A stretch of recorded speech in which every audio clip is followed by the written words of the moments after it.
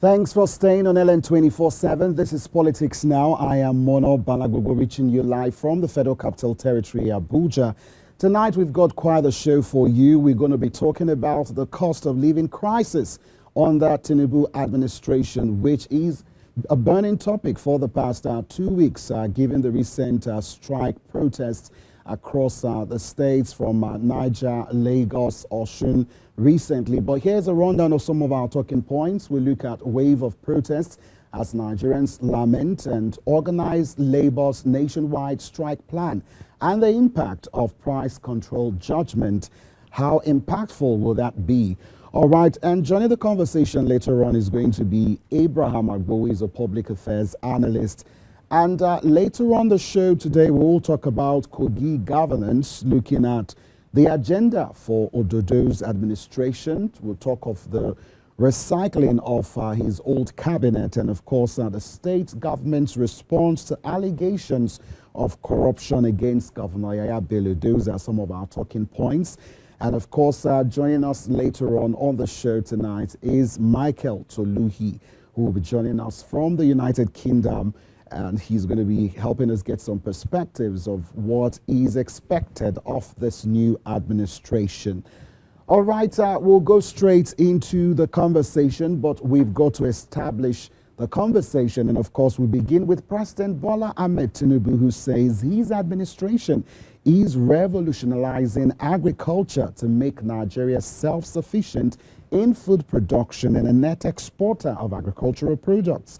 This was disclosed in a statement signed by the Special Advisor to the President on Media and Publicity, Anjorin Galale. And on agriculture, the President outlined plans to bolster various initiatives, including the expansion of farmlands, the provision of low-interest loans to farmers, and significant investments in irrigation infrastructure.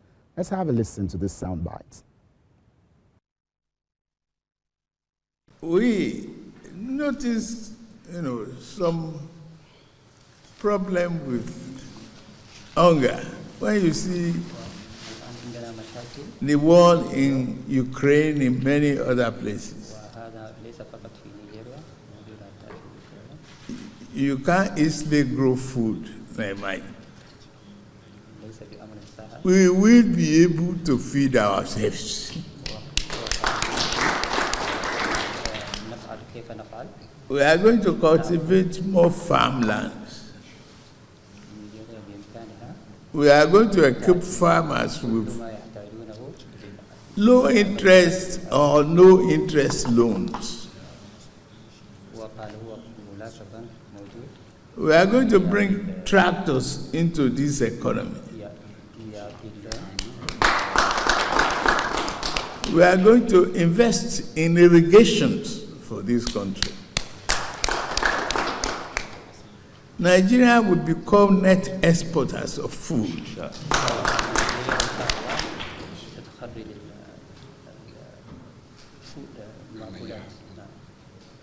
That is the sooner.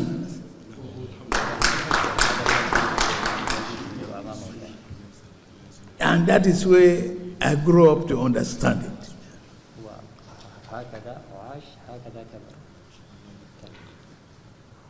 The problem of the country on livestock will change.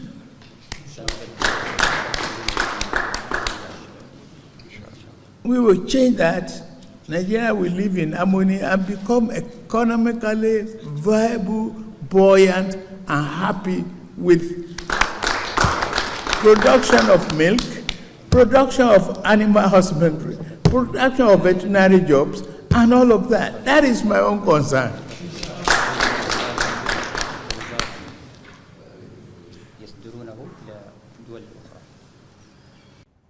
Tough words there from President Bola Ahmed Tinubu, but can he walk the talk? Our guest will get to us shortly.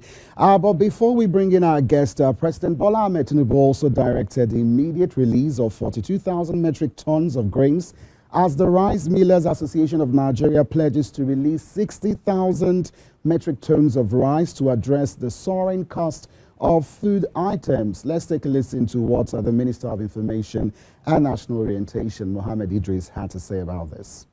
Prime Minister of Agriculture and Food Security has been directed to release about 42,000 metric tons of maize, millet and other commodities, gari and other commodities as in their strategic reserve, so that these items will be made available to Nigerians, 42,000 metric tons immediately. The second one is that we have held meetings with the Rice Millers Association of Nigeria, those who are responsible for producing this rice, and we have asked them to open up their stores. They've told us that they can guarantee about 60,000 metric tons of rice. This will be made available, and we know that that is enough to take Nigeria, in the next, couple of weeks, 1 month, 6 weeks, perhaps up to 2 months, 60,000 metric tons. They've agreed that they will make that available to Nigerians to bring it out to the market so that food will be made available. Now, the whole idea of this is to crash the cost of these food items. And these are measures that will happen immediately. The third item is that government is also looking at the possibility of, if it becomes absolutely necessary, as an interim measure on the short run, to also import some of these commodities immediately so that these commodities can be made available to Nigerians. And as beautiful as all these moves by government is, the opposition is not finding it funny at all. Let's take a look at some of their reactions. And of course, on Sunday, the two opposition parties called on the federal government to make good its promise to release 102,000 metric tons of assorted grains as short-term measures to address food crisis in the country. In two separate interviews, the leadership of both the Labour Party and the People's Democratic Party urged President Bola Tinubu administration to redeem itself by following through on its promises, noting that the government had failed to keep previous promises. Now, let's take a look at the spokesman for the Labour Party, who said 102,000 metric tons of grain, I doubt. In his words, the problem with this APC-led government is that they make pronouncement but won't follow it. They only use it to play to the gallery without looking at its implementation and execution. They will lie to the people but won't execute it. All right. And meanwhile, the Deputy National Publicity Secretary of the PDP, Abdullahi Ibrahim, said the truth, in his words, is that you can't claim to have food stored anywhere and then Nigerians are going to bed hungry. If the food is there, we don't even need any pronouncement. Just release the food and let Nigerians eat. And that's some of the reactions. But of course, how did we get here? Was there no intentional plans to rejig the agricultural sector of this nation? All it took was protest. Now, Nigerians rounded off the week as market women trooped to the street on Saturday to stage a protest in Lagos over rising cost of living that is rampaging the country. And some youths also took to the streets in Osun State on Friday to lament the rising cost of living and calling on the federal government to intervene swiftly.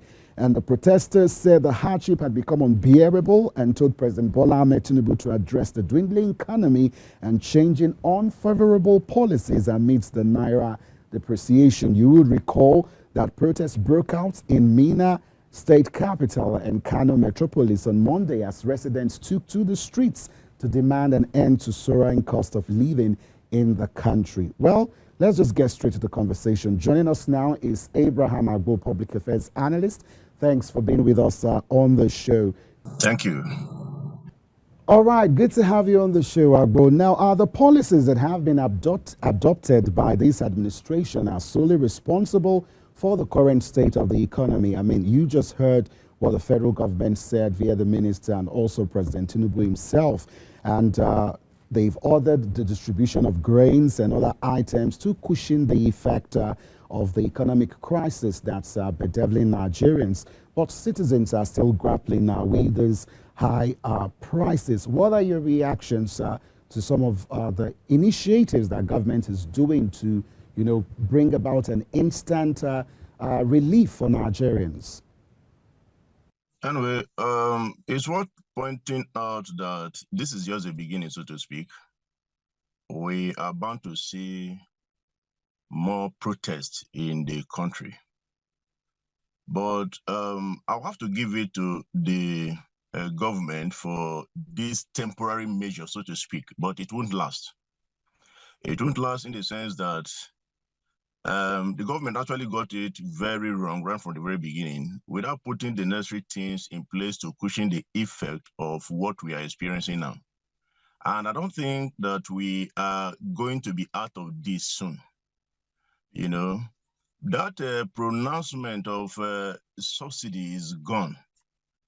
It's actually the precursor of what that we are experiencing now, because the government itself has no particular plans in place right from the very beginning. And I tell you for free that there is no particular country that we do without subsidy. You definitely need to subsidize something for the masses.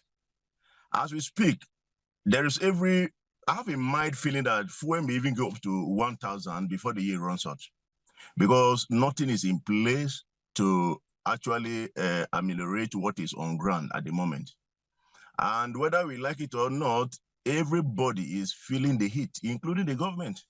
You understand? So we are in for a very long day, so to speak. We are in for a very long day, so to speak.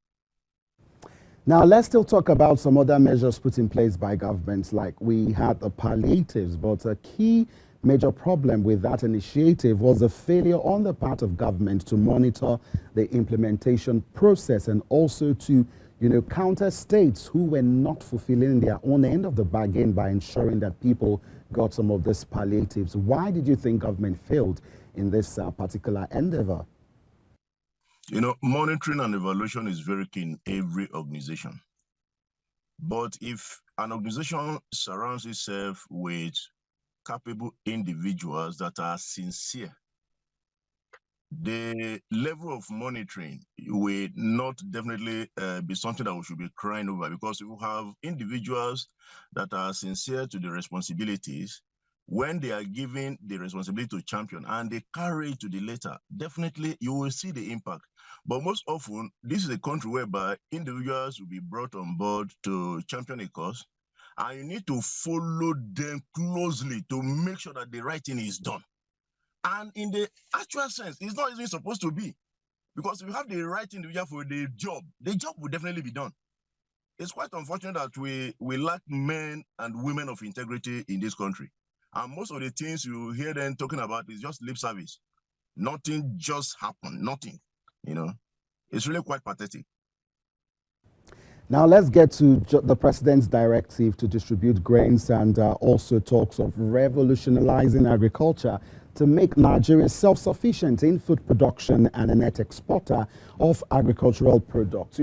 Since I've been a kid in primary school, I always hear of diversifying the economy. That is one thing that every successive government has boasted they were going to do.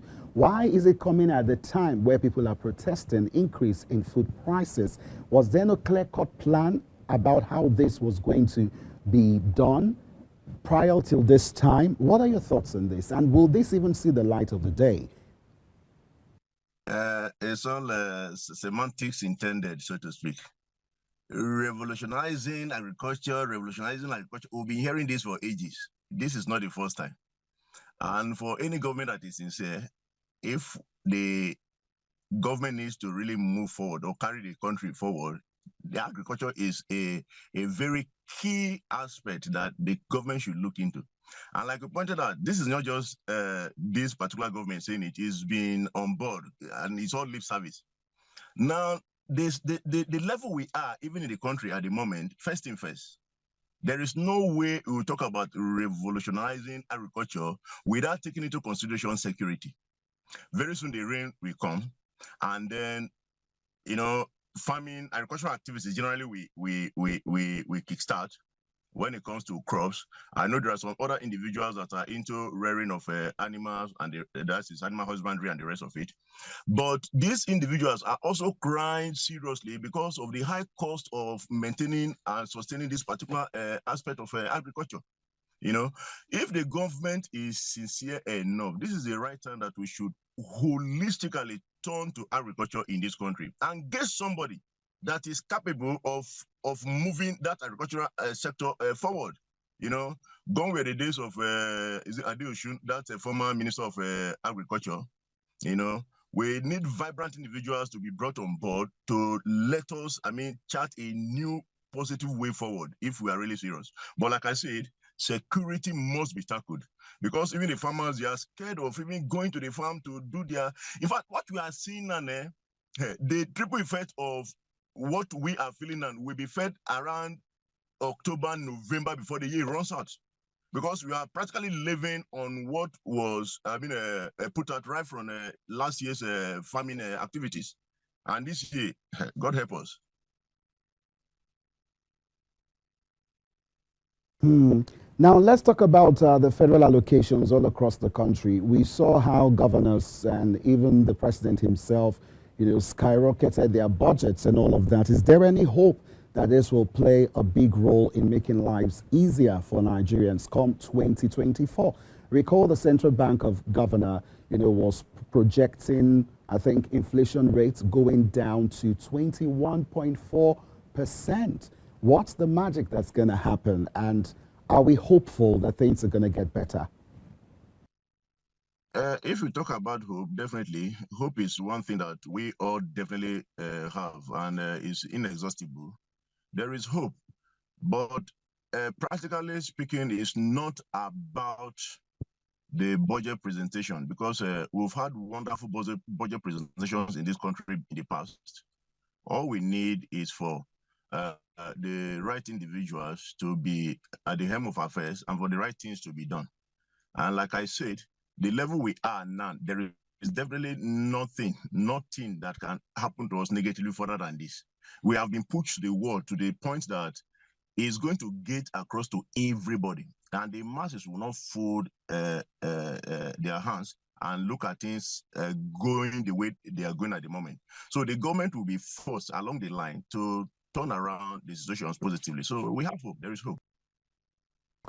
Now, Abraham, economic analysts are suggesting the importing food immediately at zero duty to crash food prices, because when you listen to the Minister of Information and National Orientation, he was also talking about allowing imports to come in. But if you're doing importation and the prices, the import duties are not removed, the prices of goods are still not going to be readily available at an affordable rate for Nigerians. But economic analysts are calling for this temporary measure, to make things easy. Do you think this government is willing to do this? And will it actually play out? Will this have an impact to make life bearable for Nigerians? It has surpassed the level already. You understand? It has surpassed the level already. If the government is still thinking on taking that particular decision, then what the government is going to face in the shortest time, like the previous government, I'm sorry to say, during the Buhari administration, Buhari has a particular stronghold on the people, like a cultist type of thing, so to speak, that people, no matter whatever happens, negatively or not, they want to still keep hope alive and then be forging ahead, thinking that it's going to be good and the rest of it. But this present government does not have that particular finesse. It does not have that particular general acceptability. So if there's anything the government needs to do, is to open the border, free duty, let food come in so that the price of things can come down. Everybody is tired. Now, I want us to take a moment to move on to our next talking point, which has to do with labor's input in all of this, because the Nigerian Labour Congress, NLC, and the Trade Union Congress, TUC, have given the federal government notice of a nationwide strike effective in 14 days. The complaint stems from the failure of government to implement the 16-point agreement between organized labor, NLC, and the federal government on October 2nd, 2023. The leaders of the NLC and TUC have expressed concerns that despite the diligent efforts of organized labor to promote harmony in the workplace, the government appears unaffected by the widespread suffering and hardship in the country. Should labor go on strike? What's the alternative to strike? Because many are also, calling for labor not to go on strike. And is labor losing strategy in this fight to get a good deal for Nigerian workers? this is not the first time. They keep playing on the intelligence of the masses, so to speak. And I think they are all there for their own personal gains, you know. A country where the labor union is serious would have corrected a lot of anomalies already before now. And whether I like it or not, this particular ultimatum they are giving to the government will come and pass just like the previous ones. You understand? I don't think anything is going to really come out of that. It's left for the masses to just take up the fight by themselves. But if you are relying on these particular bodies, I don't see anything coming out of it. I think, was it last week also, on social media, there was this particular letter flying around with regards to the committee they set up that would look into the review of minimum wage. And this particular committee is demanding for 1.8 billion. Back and forth, and I say NLC, you see those ones, forget about them. That it's in this country that was plans regards to go down under the carpet, and then when they begin to feed the heat themselves, they will now come up and want to use our heads as usual. You understand? So the fight is left for the masses generally to begin to fight their fight. If we are waiting for the Labour Congress for TLC, it will still amount to nothing. You understand? And I was saying previously that I think last week, a particular document was flying around with regards to the committee they set up to look into the minimum wage. And this committee was submitting a budget of about 1.8 billion for that particular committee. Back and forth, they came back to 1 billion. And then at the end, the Secretary General of the Federation minuted on that particular document that they should start with 500 million. And I was wondering, how many people are in this committee? What are they really going to talk about?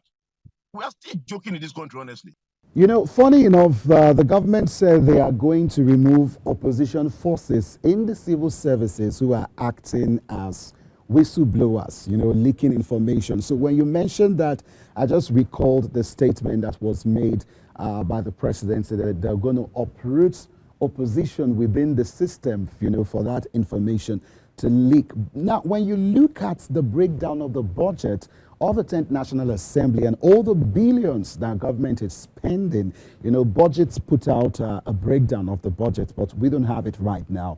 Probably in the next show, we'll talk about that. You just ask yourself, is this administration serious in making life bearable, at least to some extent? We know government can't do everything. It's not possible. But is government ready and serious to make lives bearable for Nigerians? The government is not serious, and it's not the government's fault. It's our fault. It's the masses' fault. Because the very moment we realize that the power of the people is more than the people in power, they will sit up. The government is just very docile. When you can maybe find something to eat and maybe you sleep and wake up and it's not that you're alive, life goes on. Now that the whole body will definitely wake up in this country, and then the right thing will begin to happen gradually until we get it right.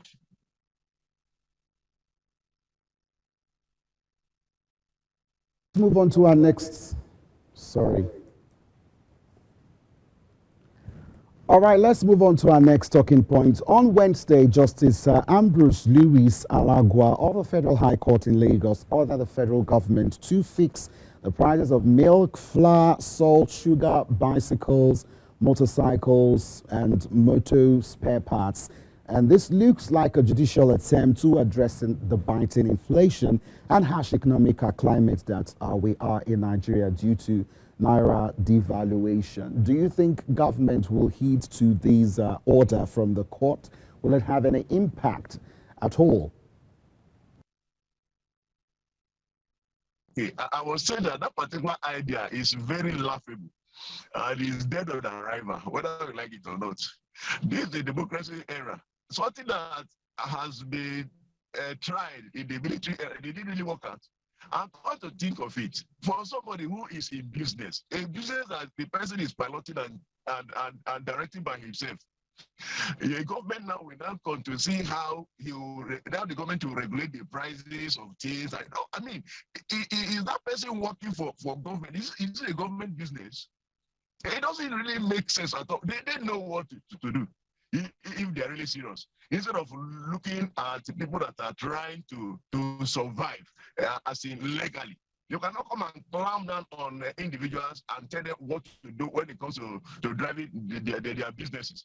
Moreover, if you look at the bureaucratic bottlenecks that we have with regards to especially importation, because most often we don't even really do anything in this country. When you want to go into production here, you know what it will cost you. And for some business gurus, some business tycoons who are in business that are into importation, by the time they tell you what they pay as per duty, you will run. I mean, so the government cannot just wake up and begin to say that I want to use the legal means to regularize. That is laughable, and it can't happen. Oh, wow, we're out of time, but we've got to let you go because we still have another topic to talk about on Politics Now. But we want to thank you, Abraham Agbo, for joining us on Politics Now. He is a public affairs analyst. And of course, we do hope to have you once again on the show. We'll take a quick breather. Politics Now continue. And when we come back, we'll be talking about Kogi governance. Stay with us. What makes the political system what it is today? What are the recurring issues? Order. The tussle for power. An extremely problematic area.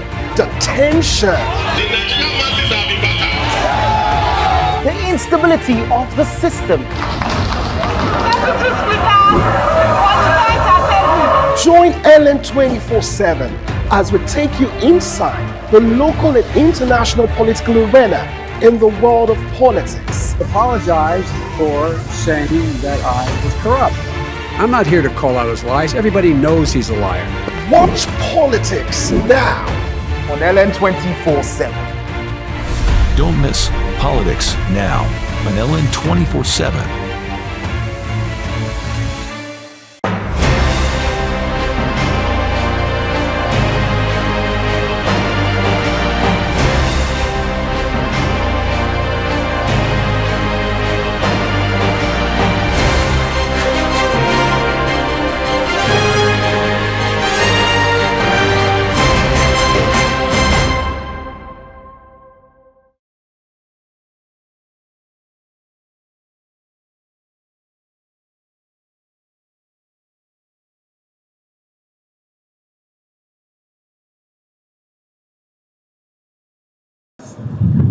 I am humbled by the weight of expectation as I accept your mandate to build on the enviable achievement of my predecessor who have traveled this road before now.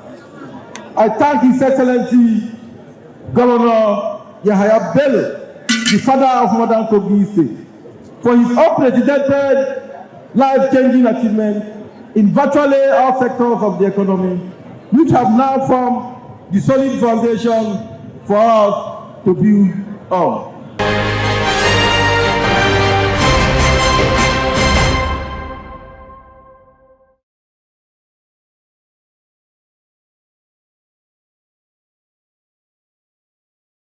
Hello and thanks for staying with us on Politics Now. We continue, but this time around we move on to the conversation on Kogi governance. Here is a rundown of some of our talking points. First, we will be setting the agenda for Ododo's administration and talk about the recycling of old cabinet and state government's response to allegations of corruption against Governor Yahaya Bello.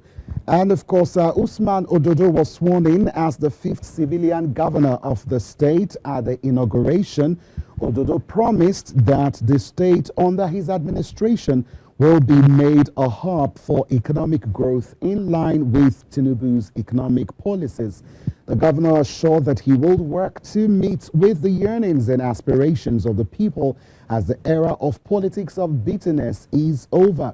He wasted no time in naming those who will serve in his administration, and although retained the secretary to the state government, Dr. Folashade Ayuade, and State Security Advisor, retired Commodore Jerry Omodara, and the commissioner nominees, Mr. Wemi Jones, who served as Commissioner for Education, Mr. Kingsley Fowle, Commissioner for Information, Mr. Bashir Abubakar, and the likes. The new governor served as Auditor General, local government in Yaya Bello's cabinet. Now let's bring in Michael Toluhi Lanre. Thanks for being with us on the show. Now, what are your thoughts? Let's start with the corruption allegations against Governor Yaya Bello by the EFCC. And then we saw the state government probably trying to do damage control or to push in their own narrative regarding some of the allegation laid against the governor. I'm sure you've been following this. What are your thoughts?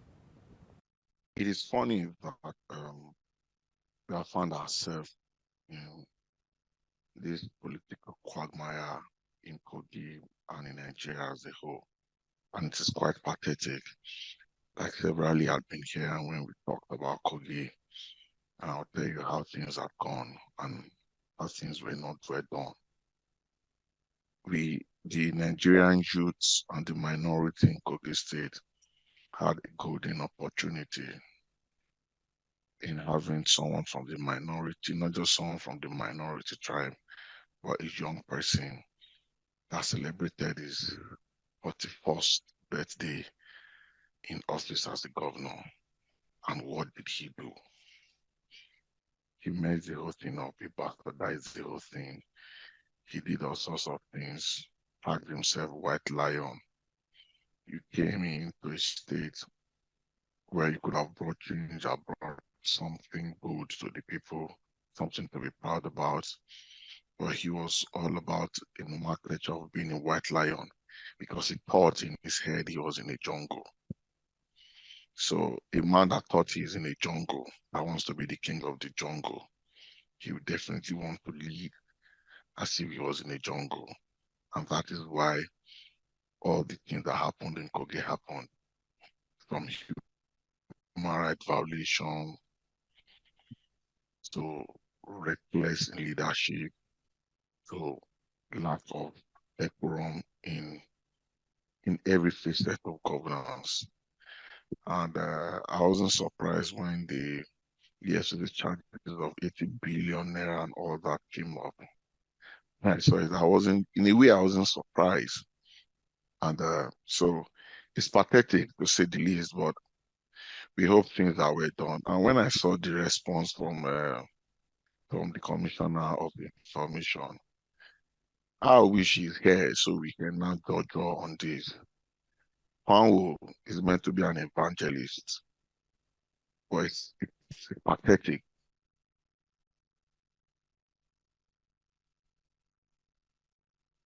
I did reach out to the Commissioner for Information, but I got no response for him to actually come on the show.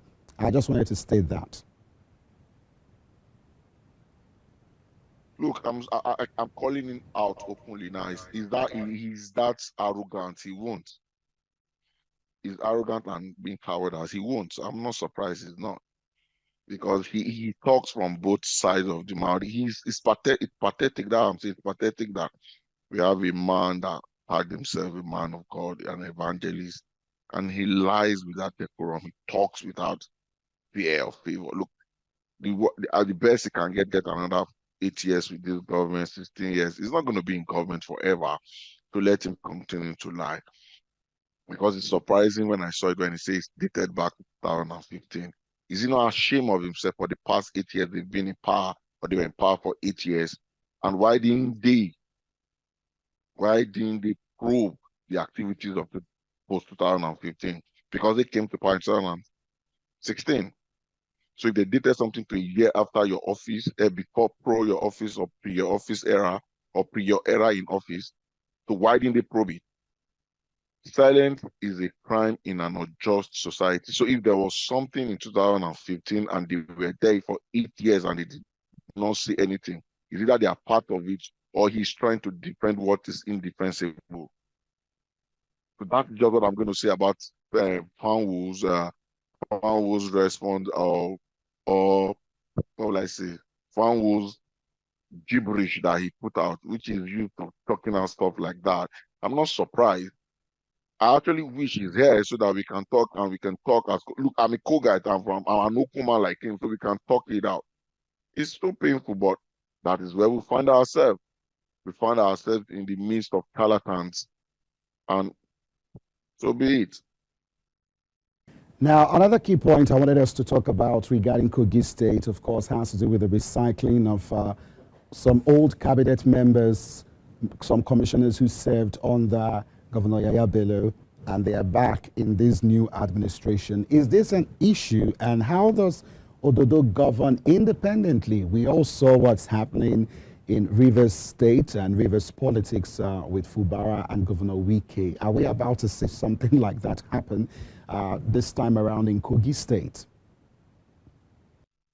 Bad, the good and bad. There might be an advantage to it, and there might be a disadvantage to it. An advantage in time of stability, because we all know that in a way, Ododo seems not to have been qualified. Don't know much about him, and it might just be a way that they want to stabilize and bring him up to date on how governance is being done, which is pathetic because the man running for governorship or that ran for governorship and is not a governor should have some basic governance 101 lecture and all that. But let's see that it is. The advantage of it is that they might not be able to correct some mistakes that have been done, because if you bring in the same set of people that correct that committed some mistake, some error, knowingly or unknowingly, and you bring them back to continue, they might not know they've done something wrong. They might not know they've been errors, because you see, governance is not an easy task. We must accept that, and I've always accepted that governance is not an easy task. So some things might not have been done wrong and they didn't done right, and they didn't know it wasn't right. They might not be able to correct it. That is the disadvantage of it. And when you look at it, it is a recycling. Yeah, but some of those people have done well. They've done well. It's just that you expect that the commissionership or some of these appointments should have been well done. Like now, there are a lot of places that feel disenfranchised in the past 8 years of Yaya Bello, and actually places that have conquered votes in time of numbers, and now this new government came on board, and they are still not being well compensated, because you see, politics is a game of number and a game where people want to be compensated for their effort. Now let's talk about a place like Kaba. In Kaba Bunu, we all know that Kaba used to be one of the 19 northern provinces, and it was an headquarter, and it's still the only province that province is named after that is not a state capital, nor a state created from it. Some would argue that Kogi was created from Udkaba province. Yeah, but was a state named after it, or was it made a state capital? The answer is no.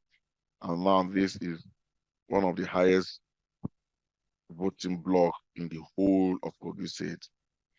It is the highest in Okonland. And for the past 8 years, since 1999, it has never happened that Kaba will go 8 years without having a commissioner. The commissioner wasn't given to them. And when you look at the voting strength and the last votes they did for APC, I'm not an APC member. The last vote, when I look at the analysis, being the scientist and the strategist, and I looked at it, they have a whooping above 80% votes. So, Michael, are you praising the past government and the present one? I'm not praising them. You get what I'm saying? I need people to get what I'm saying. I'm saying, whether we like it or not, the past government came and they've done theirs. And now, presently, as of today, who is the governor of Kogi State? Ododo, right? And APC is the government in power in Kogi State as at today. So if you are the government, if you are the one forming a government in Kogi State, you should at least be wise enough to carry along everybody. That's what I'm saying. I'm not praising them. I need it right. I'm not praising them. I've never praised them. Michael, I think I understand what you're trying to say. You're talking about carrying every part of the state along, which is needful. yes, as one, because the state is so fragile. And I know you know what I'm saying. Kogi is a fragile state. Kogi is a state with multi-nationality. All kind of people are in Kogi, all kind of nationality are in Kogi. And I need people to understand, please, because it's good to correct it. People need to get it right. All I said there's an advantage in having some of the commissioner back, because you cannot say the government, look, I don't believe in criticizing 100% and say everything 100% what the government have done is wrong. There must be one or two, and I know there are one or two things that Yabelo did right in Kogi.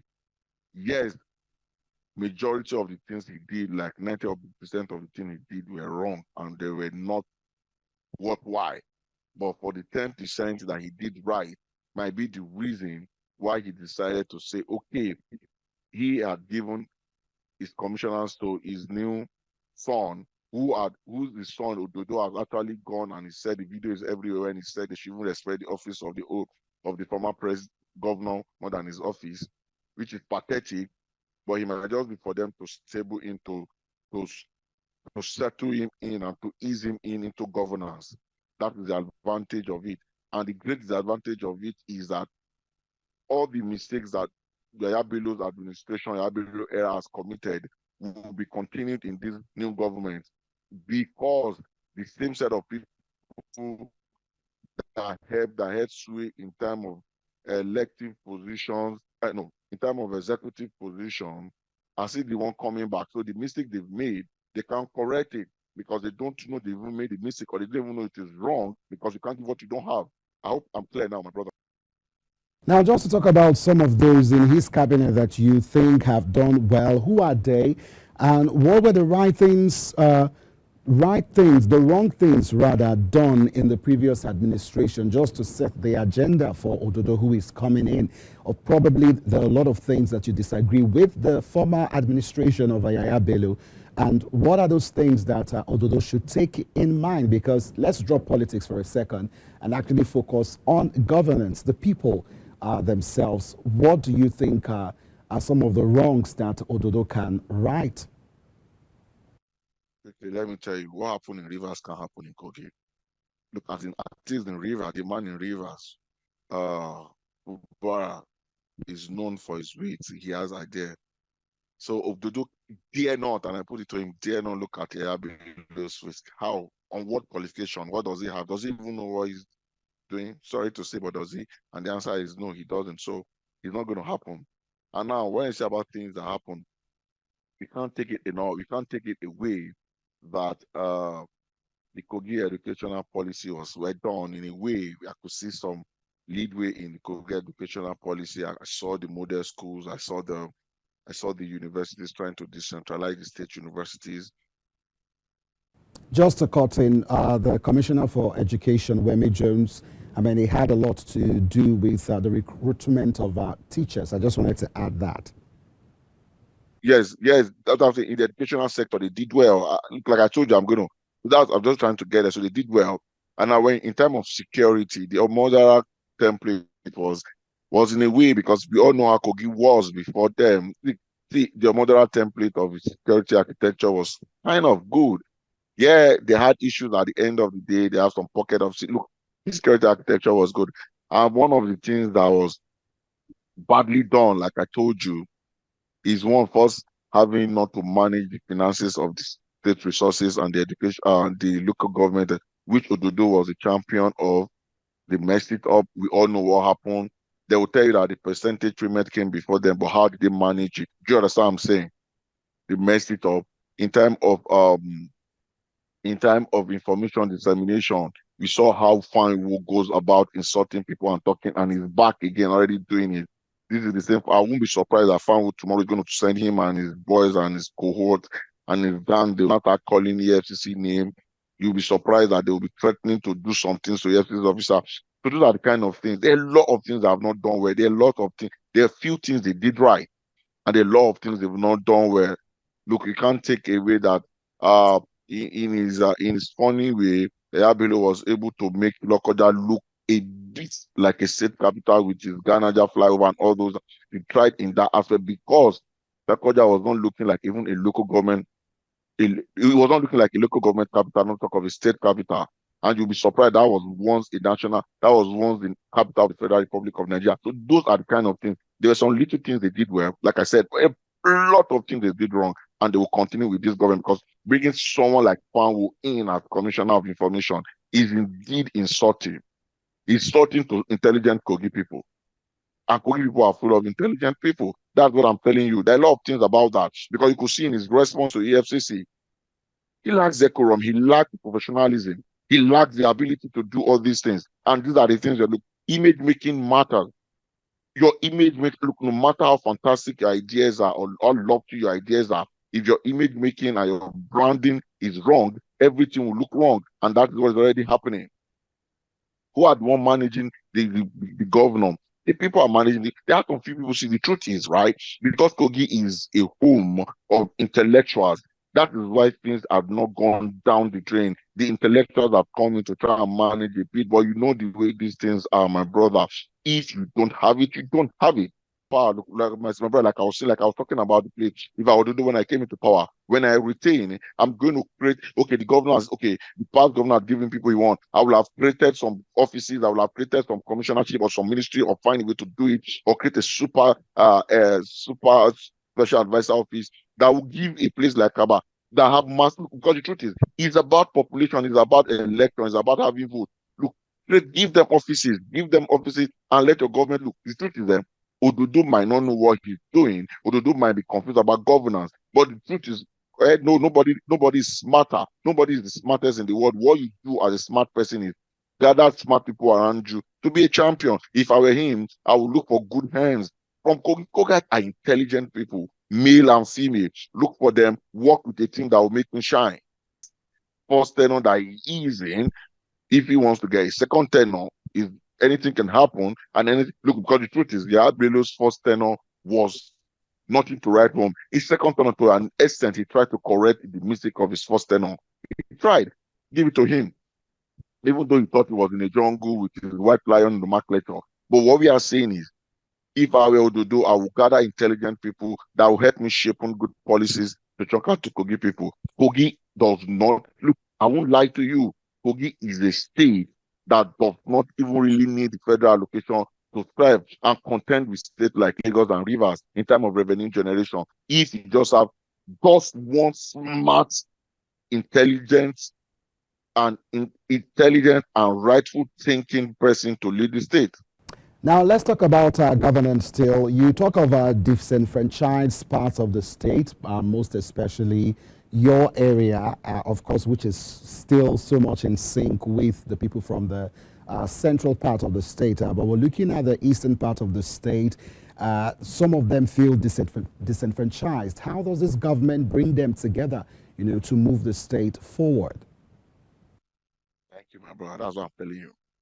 Now, a part, the Kogi has never been disenfranchised. Even when the eastern part was ruling and look as if okay, just the eastern part that was leading the state, we're not disenfranchised. We're still dialoguing because we're still talking. And there was never anything like Okun agenda, Ibia agenda, Igala agenda, or this agenda. It was about Kogi agenda. But the man that thought was in the jungle and wanted to be the king of the jungle and the emperor of the jungle decided to disenfranchise, divide the state across tribal line. So bad. Although he would tell you, no, I'm trying to do this. But you see, when I was growing up, my big brother that is like my father told me, Larry, the day you emphasize to people that you are the man of the house, that day you started feeling. And that was what my former governor was saying. I am a factor, I am a unifying factor. Then you know he's already feeling. He's not a look. If you're a unifying factor, you don't have to come and sing it out. People will know. Now, some people that did not support those quests, what has he done? What kind of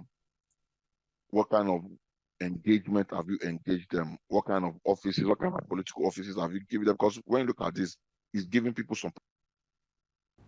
Now, for a moment, Michael, let's drop politics and talk about social development of the people. You look at the ranking from the National Bureau of Statistics, talking about Kogi State ranking #1, the state with the highest rate of food inflation.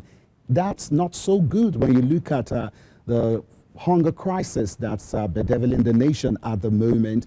Do you think this administration is well positioned to tackle this problem? Are they even, aware that this is the issue? Because I recall speaking to, one of the supporters of Ododo, and he was talking about the fact that there is nothing like food inflation. Well, statistics and data does not lie, given the information released by the National Bureau of Statistics. What are your thoughts on this? How I would say to them is simple. Like I said, they had their mother security picture. They should go back to it, because if people can't go to farm, you get what I'm saying? They can't go to farm. They can't. The food security when we go. So our farmers need to be able to go to farm without the fear of being kidnapped, without the fear of somebody coming to feed them in their farm because of insecurity. And that they need to first take care of. And immediately they've done that. Kogi is a civil servant state. They need to understand, because it's a civil servant state, they need to ensure that policies are being thrown out to revitalize Kogi economy. Because that's just what is happening. I just told you that Kogi economy is not doing well, and that is why the Kogi is ranking #1. Whereas Kogi is a land blessed and good for agriculture, where there shouldn't be that. It's just for the government to bring out good policies and help the economy, good policies that allow the farmers to go back to farm, good policy that secure the life of people so people can farm and they can, because the truth is, even in the civil servant state, most civil servants don't work weekend. So if they are security, they can go do their farming, come back, and even not at commercial level, they should be able to do at least farming for feeding, and that will help in securing food security. Well, that's the much we can take on the show for now, but I want to thank you, Michael Larry Toluhi, for coming on the show today. Thank you. All right there, folks. That's the show for today. We'll keep on monitoring developments in the world of politics in Nigeria, across Africa, and around the world. Once again, my name is Morno Balagugu. Thank you for watching tonight.